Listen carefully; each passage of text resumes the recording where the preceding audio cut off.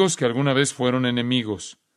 Está compuesto por gobernantes que al mismo tiempo son siervos, vencidos que son al mismo tiempo superconquistadores, héroes cuya gloria es su debilidad, vencedores cuyo más alto objetivo es la humildad. Y todas estas personas en el reino se rigen por una ley que produce libertad absoluta, y una libertad que está íntimamente ligada a la ley de Dios.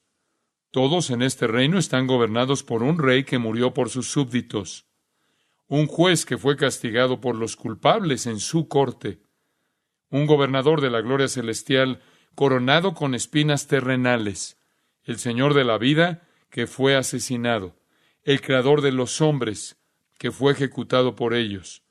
Y las paradojas culminan en un rey muerto que resucita a la vida. Debido a esta realidad, podemos intercambiar la muerte en vida por la vida que muere. Es de esa última paradoja que quiero hablar. El intercambio de la muerte en vida por la vida que muere. Esas son dos afirmaciones paradójicas, pero tienen sentido si entendemos las Escrituras. La Biblia indica que todo el mundo fuera del reino de Dios, fuera de la fe cristiana sin Cristo, todo el mundo exterior está muerto en vida y los que están dentro son los vivos que están muriendo. Fuera, todos están muertos en vida. Dentro, todos tienen una vida que se apaga. ¿Qué queremos decir con eso? Hay un pasaje de la Escritura que nos lo despliega bajo la inspiración del Espíritu Santo de Dios. Efesios capítulo 2. El tema de la resurrección es el centro de esta cuestión. Si usted está o no entre los muertos en vida o los vivos que perecen. La resurrección de Jesucristo fue concebida por Dios para llevar a la gente de la muerte en vida a la vida que se extingue. Y lo vamos a explicar en un momento. Permítanme leer este texto. Efesios 2:1. Y Él os dio vida a vosotros, cuando estabais muertos en vuestros delitos y pecados, en los cuales anduvisteis en otro tiempo, siguiendo la corriente de este mundo, conforme al príncipe de la potestad del aire, el espíritu que ahora opera en los hijos de desobediencia, entre los cuales también todos nosotros vivimos en otro tiempo en los deseos de nuestra carne, haciendo la voluntad de la carne y de los pensamientos, y éramos por naturaleza hijos de ira, lo mismo que los demás. Pero Dios, que es rico en misericordia, por su gran amor con que nos amó, aun estando nosotros muertos en pecados, nos dio vida juntamente con Cristo, por gracia sois salvos. Y juntamente con Él nos resucitó, y asimismo nos hizo sentar en los lugares celestiales con Cristo Jesús, para mostrar en los siglos venideros las abundantes riquezas de su gracia en su bondad para con nosotros en Cristo Jesús. Ahora vamos a ver el texto más detenidamente, pero por el momento quiero que vean el versículo 5. Aun estando nosotros muertos, Él nos dio vida. Este es el significado de la resurrección de Jesucristo, la esencia de la fe cristiana, el Evangelio de Jesucristo, la distinción del cristianismo, la verdad de Dios. Apartados de Dios, todos los hombres están muertos. Vamos a hablar de los muertos vivientes. Versículo 1. Cuando estabais muertos. Está describiendo a los que ahora creen y recordándoles que ellos solían estar entre los que estaban muertos. Físicamente vivos, sí. Espiritualmente, muertos. Espiritual y eternamente muertos. Y no solo es cierto de aquellos a los que Él escribió, pero notará al final del versículo 3 esa pequeña frase, lo mismo que los demás, e incluye a toda la humanidad. Esta es una condición universal. No solo tú, sino todos los demás. Nadie puede negar que nuestro mundo está en problemas. Nadie puede negar que tenemos problemas. Tenemos personas que resuelven problemas por todas partes. Gente que nos dice que la respuesta es cambiar esto o aquello. Una mejor educación, una mejor comprensión de los demás, la disminución de las tensiones raciales, la elevación de la autoestima, etcétera, etcétera. La gente nos dice que los verdaderos problemas que el hombre enfrenta son los problemas sociales, la incapacidad de vivir en armonía con su entorno social, que no puede llevarse bien con la gente a su alrededor. Tiene que ser socialmente consciente, socialmente sensible, socialmente educado. Otras personas dicen que el verdadero problema del hombre no es psicológico, no es social, No se trata de sus relaciones con los demás, se trata de su relación consigo mismo. No puede ponerse en contacto con su propio sentir interno. No puede calmar sus propias ansiedades internas. De alguna manera necesita estar en paz consigo mismo, cultivar la autoestima, poder resolver sus problemas psicológicos y recomponerse a sí mismo para poder fácilmente unirse con alguien más. Hay otros que dicen que el problema del hombre no es realmente social o psicológico, sino que es el medio ambiente, la forma en que ha sido tratado. La gente lo ha traumatizado, abusado, golpeado y muchas otras cosas más. Y él no se adapta a la complejidad del mundo, no le entiende y no puede cumplir sus sueños. Y realmente es su entorno el que lo arruina. Por lo tanto, el hombre no está en armonía con la gente a su alrededor, no está en armonía consigo mismo, está fuera de armonía con su entorno y ese es su problema. Pero ese no es su problema en absoluto. Esos son los síntomas de su problema. El problema del hombre es que está muerto por completo. Está alejado de la vida de Dios. Efesios 4:18 lo dice, ajenos de la vida de Dios. Está muerto espiritualmente. Su cuerpo vive, pero el hombre está muerto. Él está carente de la vida que reconoce a Dios. Él no puede conocer a Dios, no puede entender a Dios, es insensible a Dios, no puede comprender a Dios, no puede tener una relación con Dios, no puede hacer la voluntad de Dios, no puede cumplir con la palabra de Dios y es por eso que no puede disfrutar de la bendición de Dios. El hombre incrédulo no está simplemente enfermo, está muerto. ¿Y qué es la muerte? La incapacidad de responder a estímulos. No puede responder a Dios. No puede responder a la realidad divina. Está muerto a ella. Un día estaba en mi oficina cuando recibimos una llamada telefónica de una madre que lloraba desesperada porque había encontrado a su bebé muerto en su cuna y preguntaba si alguien podía ir. Y corrí por la calle tan rápido como pude, toqué la puerta y me permitieron pasar. Ella estaba sola con este pequeño bebé acostado en su cama, azul, muerto y frío. Tenía al bebé como lo haría una madre. Lo besaba, lo abrazaba y lo frotaba, haciendo todo lo posible, haciendo todo lo que podía por despertar una respuesta en el bebé. Pero no había ninguna respuesta. Y si hay algo que es cierto de la vida humana, es que un bebé responde al amor y al cariño de su madre. Pero este pequeño bebé de tan solo meses no respondió en absoluto. Y esa es la naturaleza de la muerte. Una incapacidad absoluta y total de responder a cualquier estímulo. Y es precisamente la definición que la Escritura da a la gente que está fuera del reino de Dios. Están totalmente aislados de Dios. Viven como si Él no existiera. No son capaces de responderle. A lo largo de los años, he tenido una serie de funerales de pequeños bebés. Y mientras que ellos yacían en el ataúd, ahí en el funeral, algunas madres han subido y levantado la cabeza, besando a ese pequeño bebé en un último esfuerzo, por así decirlo, de dar vida a ese niño. Y no hubo absolutamente respuesta alguna. Así es la muerte, la incapacidad de responder. Y la Biblia dice que la gente fuera de Jesucristo está separada de la vida de Dios, muertos a todos los estímulos divinos. Todos los pecadores están en la misma condición, absolutamente muertos. Por lo tanto, no pueden hacer lo que agrada a Dios, no pueden disfrutar de su bendición y su favor. Todos los pecadores están muertos. La única diferencia entre los pecadores es el estado de su decadencia. Están todos muertos. El mundo entonces es el cementerio de los muertos vivos. Se mueven como si estuvieran vivos, pero no lo están. La Escritura dice que están muertos mientras viven. John Eadie, el predicador escocés del siglo XIX, dijo, y cito, «Los hombres sin Cristo son muertos que caminan. Las bellezas de la santidad no atraen al hombre en su insensibilidad moral, ni las miserias del infierno lo disuaden». Fin de la cita. ¿Usted puede hablarle acerca del cielo? ¿No le interesa? ¿Usted puede hablarle acerca del infierno? ¿No tiene miedo? Ahora bien, este tipo de hombre no necesita transformación, expiación, restauración, resucitación. Necesita resurrección. Necesita vida porque está muerto. Ese es el problema de la humanidad.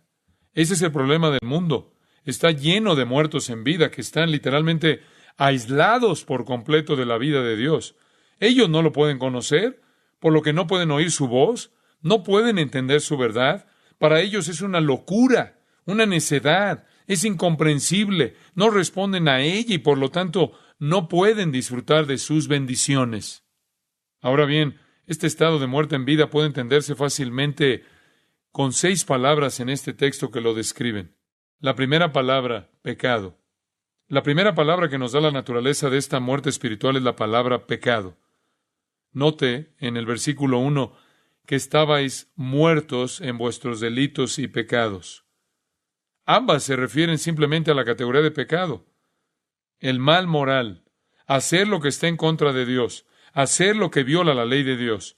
Y por supuesto, si el hombre está muerto para Dios, alejado de la vida de Dios, si es un cadáver y no puede responder a ningún tipo de estímulo divino, entonces, por supuesto que no puede hacer lo que agrada a Dios, lo que le honra, sino que está muerto en el ámbito del pecado. En se refiere al ámbito, el terreno, la posición.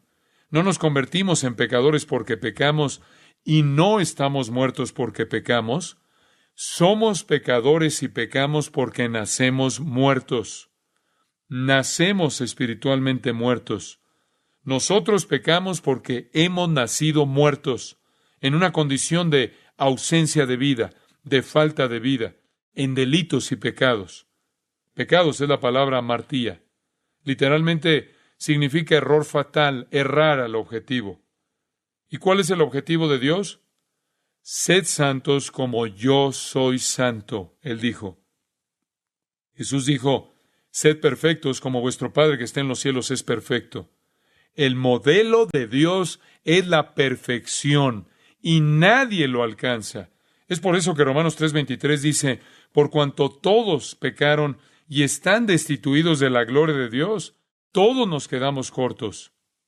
La mayoría de la gente piensa en pecadores, ladrones, asesinos, pedófilos, violadores y delincuentes. Pero el pecado tiene más que ver con lo que el hombre no puede hacer que con lo que hace. Aunque lo que hace es sin duda pecaminoso, la naturaleza del pecado del hombre se manifiesta en su incapacidad para cumplir con el estándar de Dios. Es lo que él no puede hacer que muestra su pecado. Y lo que no puede hacer es ser perfecto y santo. Inclusive un hombre moral que alcance el nivel de bondad humana fracasa en el modelo perfecto de Dios de santidad absoluta. La segunda palabra es la palabra delitos, que significa deslizarse o salirse del camino. Significa perder el camino. Se utilizaba si alguien se desviaba del camino y se perdía. El hombre tiene un problema serio. Está muerto y es totalmente incapaz de alcanzar el objetivo de Dios y por lo tanto satisfacerle y está perdido. Deambula en un estado de muerte, completamente insensible a Dios, incapaz de responder a un estímulo divino, muy por debajo de lo que Dios requiere y tan perdido como es posible. Es por eso que hablamos de pecadores perdidos. Ellos se han desviado del camino, se han ido por el camino equivocado en términos de verdad y virtud, lejos de Dios. Y hay un camino que les parece correcto, pero el fin de ese camino es la muerte, como lo dijo Tomás.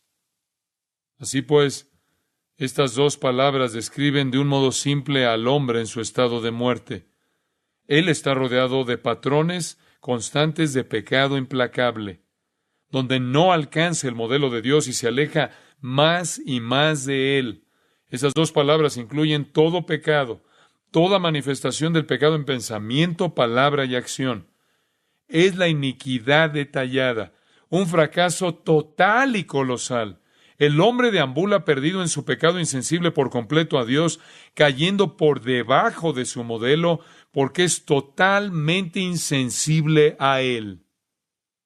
La segunda palabra, mundano. El versículo 2 dice, en el que todos, por supuesto antes de su conversión, anduvieron siguiendo la corriente de este mundo. ¿Qué es lo mundano? ¿Cuál es la corriente de este mundo? ¿Cuál es el camino de este mundo? Bueno, realmente está hablando del sistema del mundo. La palabra mundo es cosmos. En el Nuevo Testamento, esa palabra significa el sistema de vida en la tierra alejado de Dios. Es una palabra que significa orden. lo contrario al caos. Caos significa desorden, cosmos significa orden. Es ese sistema mundial ordenado. Y si miramos al mundo, está muy organizado. El mundo está muy, muy bien organizado. Es increíble la capacidad organizadora de un hombre en sus redes sociales, donde crea vínculos y conexiones, cómo se organiza para estructurar su vida social, su vida económica, su vida política, su vida recreativa, su vida de entretenimiento y todo lo demás que hace. Una criatura muy organizadora. Y mientras que se organiza, desarrolla este cosmos, este orden de vida. Pero es el orden de la vida que está de acuerdo con el mundo, no con Dios. Es el espíritu de la época. Es el sistema del mundo. Y mientras que el hombre está muerto para Dios, está vivo para el sistema del mundo. Él siente todos sus impulsos. Está muerto en el mundo de Dios, pero está vivo en este. ¿Qué significa eso de ir de acuerdo con el curso del mundo? Significa una forma de conducir su vida de acuerdo con los tiempos. Cualesquiera sean los temas del momento, en eso se está involucrado. Cree todo por lo que abogan, lo que permiten, piden, los valores que expresen, lo que digan que es importante, sus tolerancias, cualesquiera sean sus prioridades o lo que promuevan. Porque esos son los estímulos que lo movilizan. La gente recibe consejos de las encuestas, de los periódicos, revistas y libros, y de sus compañeros, la televisión, las películas, la música y los políticos, y de los educadores. Los valores que el sistema mundial sustente son los valores que ellos respaldan. Hoy en día está dominado por el humanismo, el materialismo y el sexo, y la gente cree en las peculiaridades de la época. Pero hay algunos, por supuesto, que son religiosos, y eso es parte del espíritu de la época. El espíritu de la época que también inventa sistemas religiosos falsos, altamente sofisticados y altamente organizados. Y hombres y mujeres están inmersos en los pensamientos, palabras y actividades del sistema del mundo. Y no hay escapatoria, porque están muertos para cualquier otro entorno. Pero ellos están realmente vivos para ese, susceptibles a todas sus influencias. La descripción continúa descendiendo. Hay más desolación a medida que llegamos a la tercera palabra, y es la palabra Satanás. Utilizo esta palabra porque en el versículo 2 describe al príncipe de la potestad del aire, también llamado el espíritu que ahora opera. El hombre, estando muerto para Dios, solo puede responder a su entorno terrenal, y su entorno terrenal es un sistema de maldad que domina su época. Y detrás de ese sistema de maldad hay un poder sobrenatural orquestando todo, dirigiendo todo. Aquí se llama el príncipe de la potestad del aire. El aire es el reino, el entorno en el que viven los muertos que caminan. Es la atmósfera de los muertos en vida. Y él es el príncipe que gobierna. Satanás también es llamado el Dios de este mundo. A la gente le gusta pensar que son libres. Eso es algo importante hoy en día. Todo el mundo es libre para hacer lo que quiera, hacer lo que se sienta bien. Eso no es ser libre. Usted no hace su propia voluntad. Está encerrado en una muerte espiritual, completamente insensible a las realidades de Dios, a la esfera divina. Es hipersensible a las influencias del sistema malvado a su alrededor. Está sumido en su propio pecado y el sistema perverso va en contra de su carácter pecaminoso por medios muy sofisticados que están siendo dirigidos por un ser sobrenatural que la Biblia llama Satanás, quien alguna vez fue el ángel más poderoso en el cielo de Dios. Esto no quiere decir que Satanás esté en realidad trabajando personalmente en cada individuo que no es creyente, pero junto con sus demonios, él está detrás del sistema mundial. El sistema mundial anti-Dios, malas influencias que dominan a los pecadores. Y Satanás es el que ha diseñado el sistema del mundo. No son libres. Y puedo añadir que la religión es la herramienta de engaño más sofisticada de Satanás. Él quiere deshacer la obra de Dios, intenta oponerse a todo lo que Dios desea, y sabe que para eso tiene que inventar falsos sistemas religiosos para los que sean religiosos, quien de otra manera podrían volverse a la verdad. Y es por eso que aparece como si él fuera el ángel de luz en sus sistemas mundiales malditos que son religiosos. Esta es la condición de muerte espiritual, aislados de la vida de Dios, envueltos en pecado implacable, bajo la influencia del sistema del mundo que nos rodea y todos sus valores. que están siendo controlados totalmente por el principal ser antidios sobrenatural en el universo, llamado Satanás, y es llevado a cabo a través de todos sus millones de demonios que hacen su voluntad. El panorama es aún más sombrío a medida que llegamos a la cuarta palabra, desobediencia. En el versículo 2, el príncipe de la potestad del aire, el espíritu que ahora opera en los hijos de desobediencia. Satanás está obrando en las vidas de estos muertos vivientes. Satanás está llevando a cabo su obra en las vidas de estos muertos vivientes. Por cierto, los hijos de desobediencia es una forma semítica de referencia para describir una vida caracterizada por la desobediencia. Cuando una persona se caracterizaba por ser desobediente, dirían que es un hijo de desobediencia. En el Antiguo Testamento, si era particularmente malo, ellos dirían que era un hijo de la maldad o un hijo de Belial, que es el antiguo nombre de Satanás. Naturalmente, la gente separada de Dios, cubierta en pecado, susceptible a todas las influencias de un sistema orquestado, dirigido y energizado por Satanás, va a desobedecer a Dios. Eso es obvio. No pueden obedecer a Dios. Satanás odia todo lo que Dios desea, y Satanás nutre al sistema del mundo y a todo este odio hacia Dios. Y puesto que la gente cree todo lo que el mundo está vendiendo, se involucran en actividades que Dios odia, anti-Dios, anticristo. Cuando la Biblia dice que ellos son hijos de desobediencia, no es un problema pequeño. Simplemente dice que se caracterizan por ser contra Dios, desobedientes. Satanás se opone a todo lo que Dios desea que los hombres hagan. Su objetivo es conducir a los pecadores a desafiar a Dios en cada momento posible. De manera frontal, con perversidad desmedida o con su religión hipócrita que es falsa. Satanás trabaja para lograr que los hombres desafíen a Dios. Este es el estado de los muertos vivos. Esta es la condición de los muertos vivos. Yendo aún más profundo en su descripción de la depravación humana, llegamos a una quinta palabra, lujuria. Versículo 3. Solemos vivir en los deseos de nuestra carne, haciendo la voluntad de la carne y de la mente. Si usted está muerto a Dios, no puede responderle. Tal como un cadáver no puede responder a un estímulo físico. Usted está literalmente enterrado en la injusticia, está bajo la influencia continua del sistema perverso del mundo que le rodea, hábilmente energizado y dirigido por Satanás, de modo que usted vive en un patrón constante de desobediencia a lo que le agrada a Dios. Y detrás de todo esto está la motivación personal que lo dirige, que es la lujuria. Usted hace lo que su cuerpo o mente deseen. Eso es lo que está diciendo. Puede ser que algunas personas mantengan las dos en una especie de equilibrio. Algunas personas satisfacen algunas de sus pasiones carnales y cumplen algunas de sus pasiones intelectuales al mismo tiempo. Algunas caen en el lado de la mente y se pierden en lo académico o se pierden en las ideas falsas de la religión falsa, y algunas caen por completo del lado de las pasiones corporales y se pierden en la perversión sexual. En cualquier caso, sea cual fuere el alcance, sea cual fuere el área, esas son las áreas en las que opera la lujuria. Sin la ley de Dios que conmueva su corazón, sin la voluntad de Dios que lo estremezca, sin ser capaz de entender a Dios, usted se convierte entonces en el Dios de su universo, el centro de su mundo, y lo que le importa es lo que usted quiere, lo que su cuerpo pida, lo que su mente exija.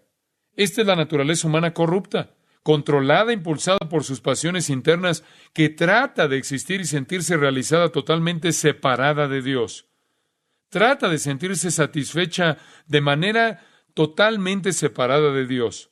La vida está controlada por los anhelos personales, y es así que Satanás confabula en el sistema mundial el cumplimiento de esos peores y más espantosos anhelos personales en contra de Dios, que son una tentación en nosotros. Y como he dicho, para algunos la religión es la pasión, para algunos la religión es pasión, hipocresía, para otros la perversión sexual es pasión, y en medio de eso hay de todo. La naturaleza, pues, de las personas no regeneradas sin Cristo es estar muertas. Esto significa ser pecaminoso, mundano, satánico, rebelde y estar motivado por la lujuria personal.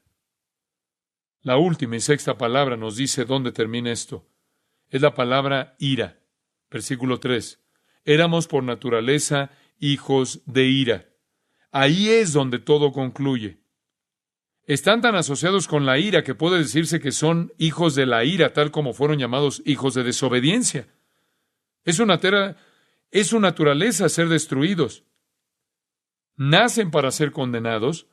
Es por eso que los llamamos los muertos vivientes. Ahora están muertos y entrarán en la muerte eterna, que es otra palabra para infierno, que es sufrimiento consciente, una especie de muerte aterradora que es una separación permanente de la vida de Dios. Nacido para ser condenado.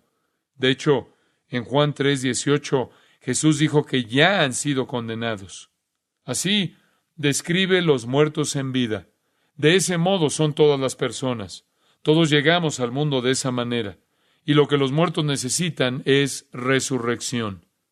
Y eso nos lleva a la siguiente sección, de manera magnífica, a partir del versículo 4. Brevemente quiero que lo vean. El versículo 4. Aquí está la vida que muere.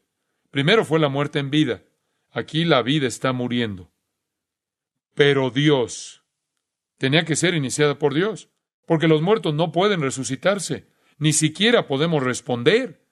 Tenía que ser algo fuera de nosotros, y así fue. Pero Dios, que es rico en misericordia, por su gran amor con que nos amó, aun estando nosotros muertos en pecados, nos dio vida. Versículo 6, y nos resucitó. Eso es exactamente lo que necesitábamos. Y he aquí la gran, maravillosa verdad de la Pascua, la gran verdad de la resurrección. Las personas muertas pueden tener vida. Los muertos espiritualmente, eternamente muertos, pueden venir a la vida. Podemos cobrar vida. Dice en el versículo 5, Él nos dio vida. Versículo 6, nos resucitó. 6 palabras clave definen esta vida, así como 6 palabras clave definen la muerte. La palabra número 1 es misericordia. Versículo 4, pero Dios, que es rico en misericordia. ¿Qué es la misericordia? Definida simplemente, la misericordia no es dar a los pecadores lo que se merecen, aplacando lo que debería venir.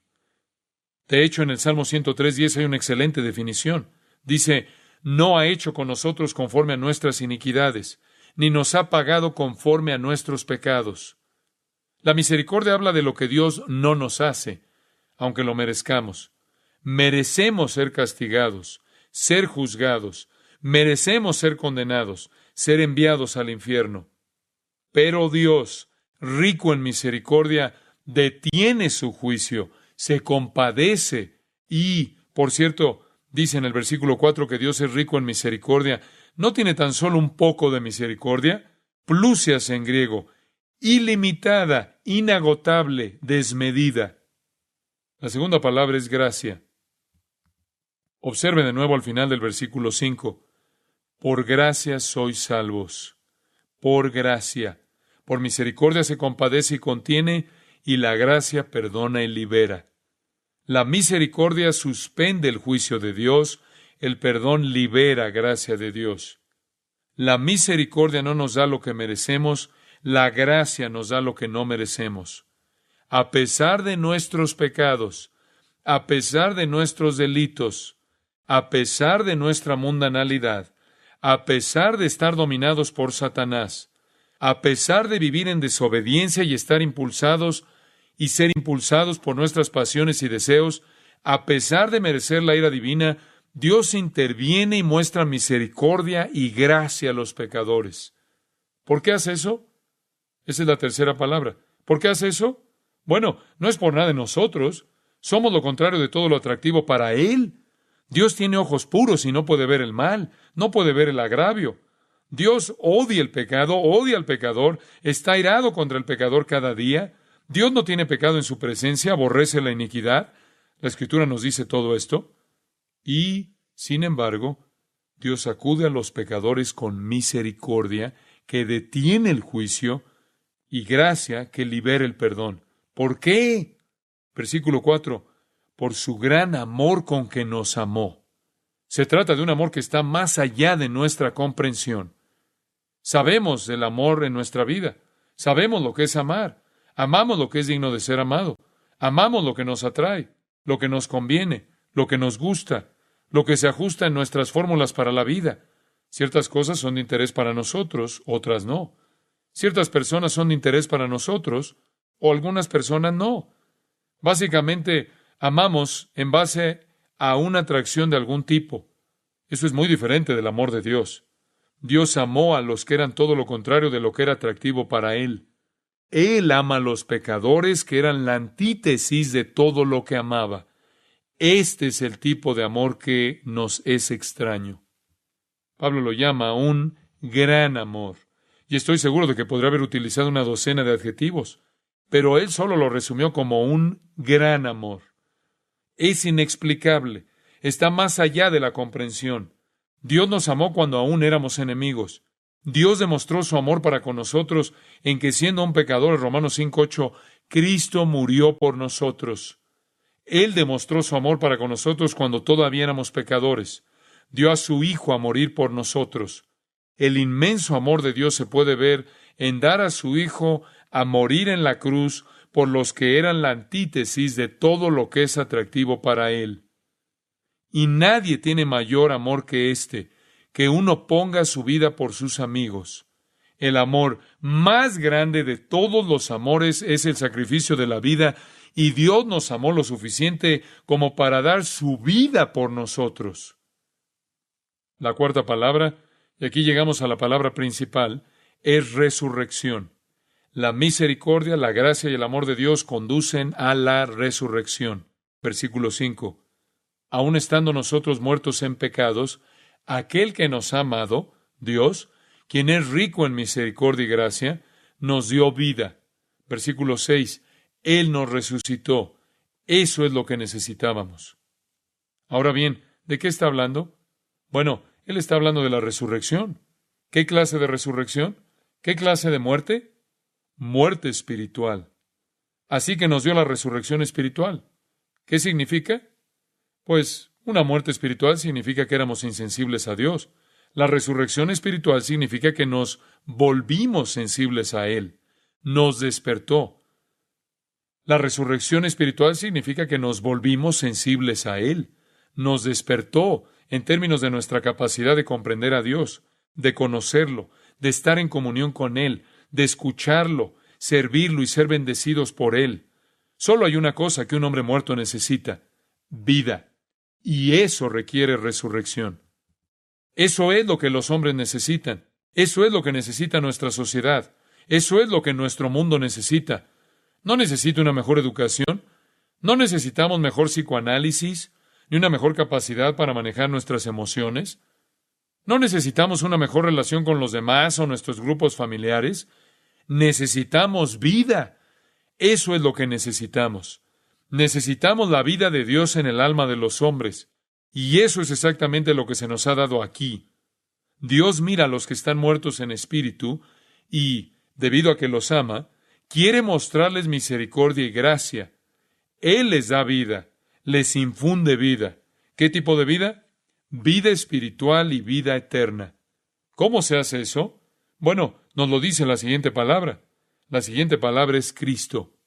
¿Cómo lo hizo? Versículo 5. Él nos dio vida juntamente con Cristo. Versículo 6. Juntamente con Él nos resucitó. Usted ahora está vislumbrando lo que la resurrección significa. Jesús dijo: yo soy la resurrección y la vida. El que cree en mí, aunque esté muerto, vivirá. Juan 11:25. ¿Qué está diciendo? Bueno, lo que la Escritura dice es que Jesús no solo murió por nuestros pecados, sino que resucitó para darnos vida. La asombrosa verdad del Evangelio es que los pecadores estaban muertos en sus delitos y pecados, y como tal, éramos objetos de la ira de Dios, que aquí se llama hijos de ira. Pero Dios tomó su ira, la desvió lejos de los pecadores y la derramó sobre Cristo en la cruz, quien murió bajo la ira de Dios, sufrió la ira por nosotros. Luego fue a la tumba y resucitó del sepulcro por nosotros. Su muerte fue aplicada a nosotros. Su resurrección se aplica a nosotros. Junto a Cristo, eso es lo que significa. junto con Él. Romanos 6, 4 y 5. Probablemente mejor visto que en cualquier otro pasaje. Porque somos sepultados juntamente con Él para muerte por el bautismo, a fin de que como Cristo resucitó de los muertos por la gloria del Padre, así también nosotros andemos en vida nueva. Cuando entró en la tumba, era espiritualmente por nosotros, y cuando salió, fue por nosotros. Dios lo aplica a nosotros. Versículo 5. Porque si fuimos plantados juntamente con Él en la semejanza de su muerte, así también lo seremos en la de su resurrección. Este es el gran milagro del Evangelio. Este es el corazón de la fe cristiana. Esto es lo que usted debe entender. Esto es el cristianismo. Es lo siguiente. Los pecadores se dirigen a la condenación eterna porque están en un estado de muerte espiritual. Dios les ofrece vida. ¿Cómo? Al encargarse de su pecado, al llevarse su pecado, tal como la justicia requiere, derramando toda su ira sobre Cristo mediante la resurrección de Cristo de entre los muertos, después de haber vencido a la muerte, por nosotros. Su resurrección puede ser nuestra resurrección. Ese es el significado de la resurrección de Cristo. No solo una manera de ilustrar el hecho de que usted puede triunfar sobre sus problemas. No solo una resurrección espiritual, mística, enigmática del Espíritu de Jesús, que era bueno con los pobres y los niños y debería estar vivo en nosotros hoy. La resurrección fue un hecho histórico. Jesús murió y resucitó. Pero cuando murió, cargó nuestros pecados, llevó nuestros pecados, y cuando salió de la tumba, Él estaba dándonos vida. Y Dios aplicó su sacrificio y su resurrección a nosotros. Esa es la gloria de la resurrección. Hay una sexta palabra, celestiales. Versículo 6.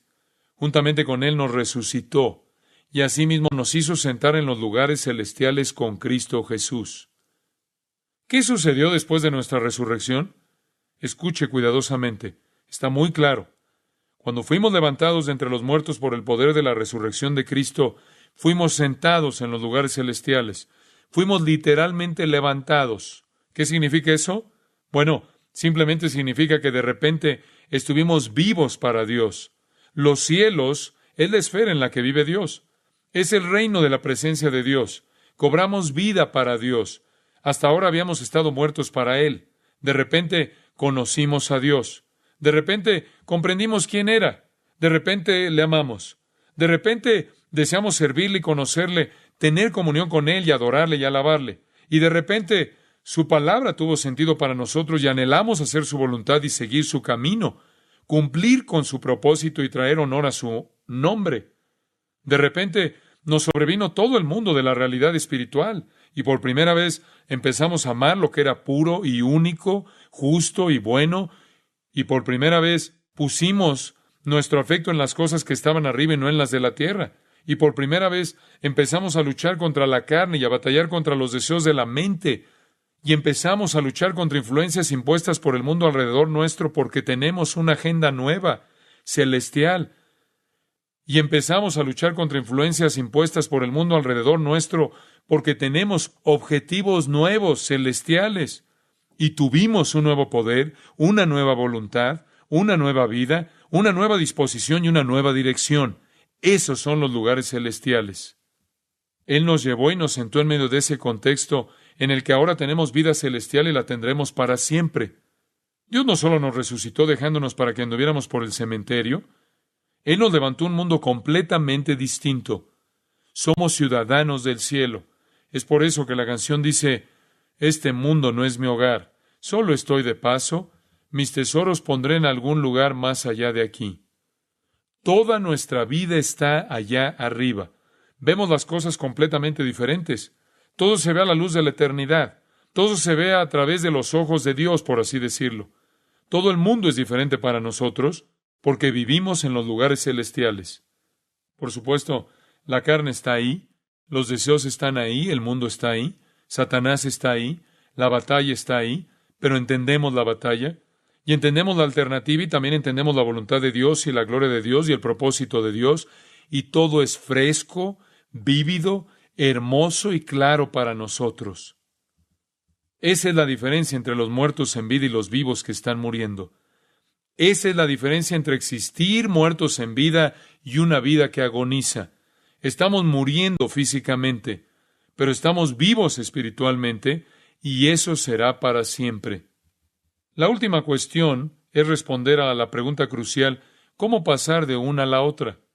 ¿Cómo puedo dejar de estar entre los muertos vivientes y llegar a estar entre los vivos que están muriendo? La respuesta, versículos 8 y 9, el resumen de todo. Esta es la respuesta. ¿Cómo es posible? Porque por gracia